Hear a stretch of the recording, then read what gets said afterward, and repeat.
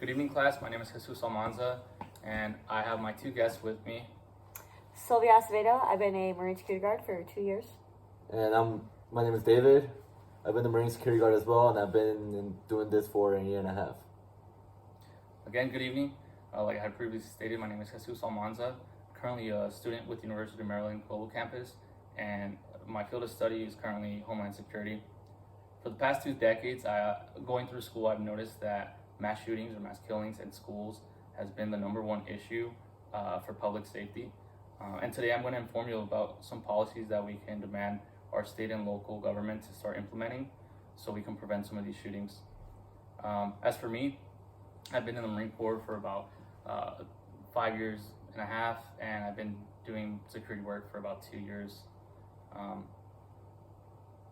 With that prior knowledge that I have, I believe that we can use what I have learned throughout my past work, as well as some common sense laws to be able to alleviate some of these issues that we have in our nation.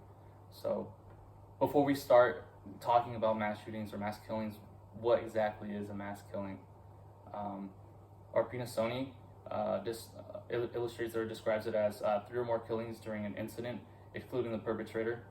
This was solidified by Congress. This term was solidified by Congress after the 2012 Sandy Hook shooting.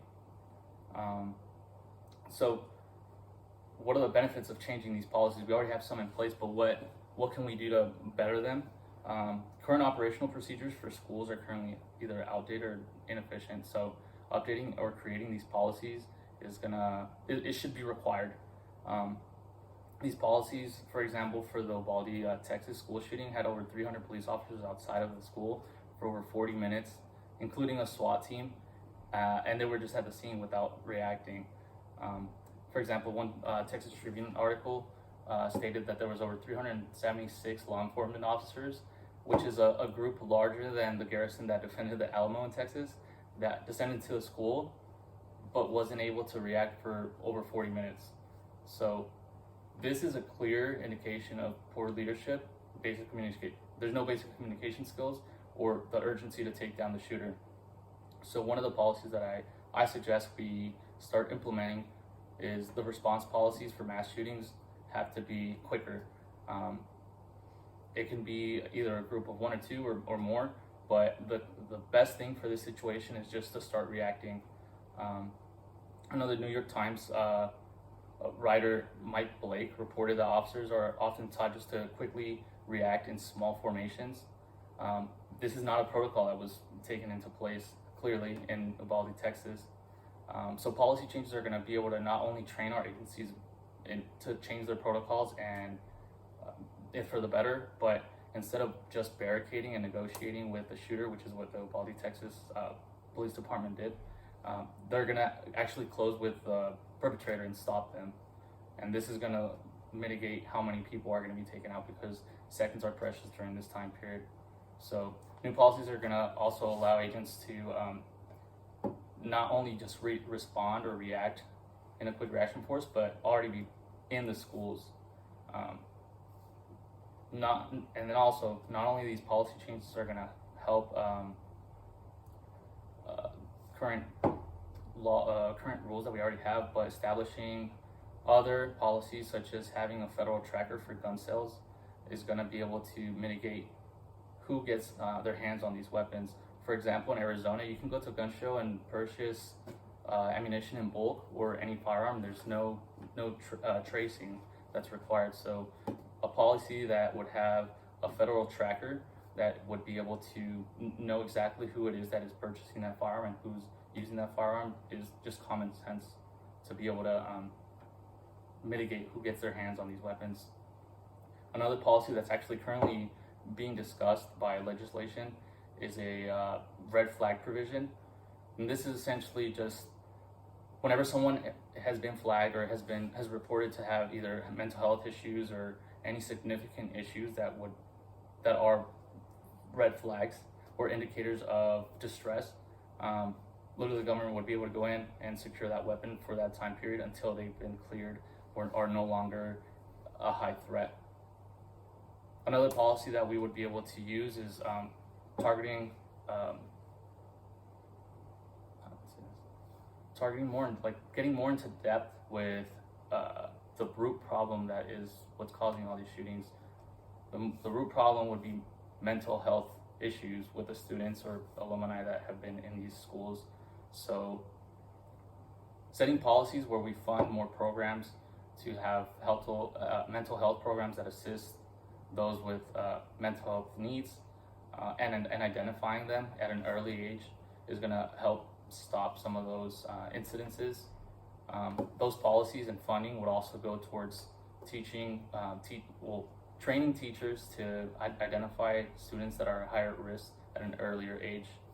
Not only are they going to be identified at an early age, but they're going to get help at an earlier age as well, which is going to lessen the amount of incidences that are going to be occurring. This policy or initiative would also kind of reconstruct the current training that teachers have, because we all have heard of the run, hide, or fight policies or training that we currently get in schools, but this obviously is not helping, or it's not alleviating, or it's not the proper training that we need for them. So overall, in the last year, there's been 531 mass shootings.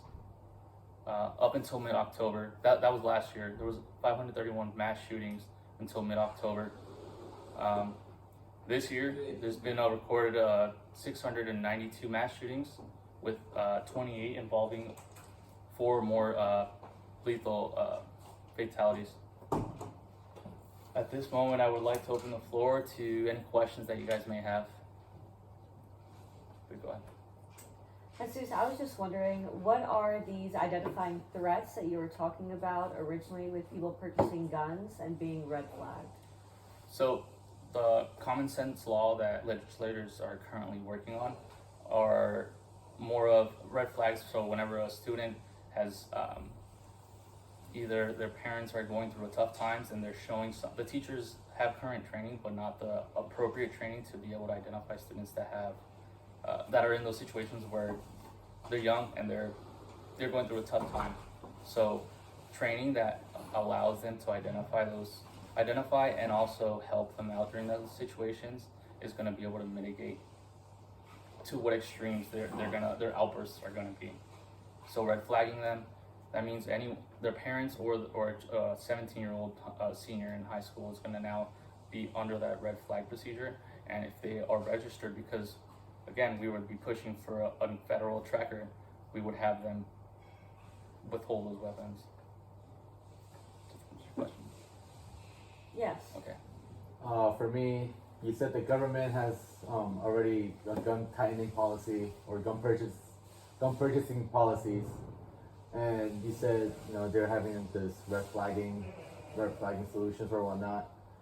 For me, how would you tighten up gun purchasing policies? Another policy that we would be able to implement is currently the age to buy a semi-automatic rifle is 18 years old, and that's essentially across all of the states.